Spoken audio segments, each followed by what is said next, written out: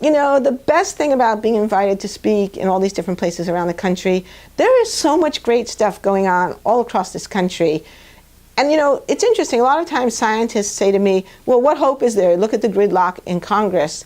And I think the answer to that is, forget Congress. There's so much action going on, both politically and technologically, and in terms of communities, all across this country. So, you know, last night's dinner here in Seattle at the University of Washington, I had the great opportunity to sit at a table with Dennis Hayes, who told me all about the Bullitt Center here in Seattle. So this is an absolutely amazing building. Everyone should go online and look up www.bullittcenter.org. A completely energy efficient building that is generating 50% more electricity than it uses, feeding that electricity, all solar, back into the grid.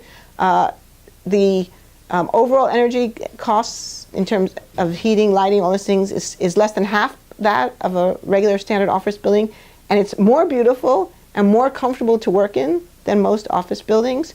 And it didn't cost more to build.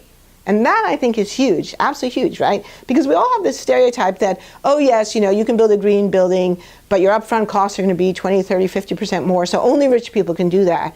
But Dennis and his group have shown you can do it, and you can save money, and you can have a better building that's nicer and more comfortable. And that, to me, is a model for the rest of the country.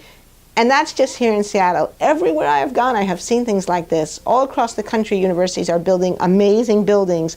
And these green energy efficient buildings, like, students like them. Students want to be in them. I was at Trinity University in San Antonio, Texas. They have an absolutely spectacularly beautiful building with a garden on the rooftop that has native Texan grasses.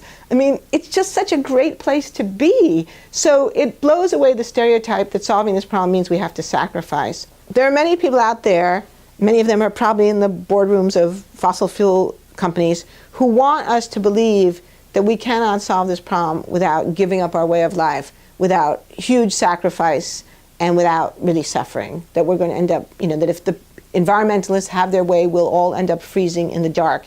And that's a lie. It's just a lie. And all across the country, there are people who are showing that it's a lie. And they're not showing it's a lie by just saying it's a lie. They're out there demonstrating that you can build beautiful, energy efficient buildings that work and are functional and don't cost more than conventional buildings. And this is happening everywhere. And there are sustainability programs in universities and towns across this country. In Massachusetts, the legislature is discussing a carbon tax. Here in Washington, there's a referendum on the ballot for November about carbon pricing. So in California, there's already a carbon pricing system in place. In British Columbia, the same. There are success stories happening all across this country on the level of cities and states, and in Canada on the level of provinces. And now, I mean, the greatest thing of all, Alberta is going to have a carbon tax. Alberta is the Texas of the North. Alberta is one of the places where the fracking boom began. So if Alberta can do it, that tells us that anyone can do it. So I think there's great reason for feeling empowered, but what we need to do is shift our focus away from Washington, D.C. and towards the governance and the community-based activities that are taking place all across this country, all across Canada, and really all across the world.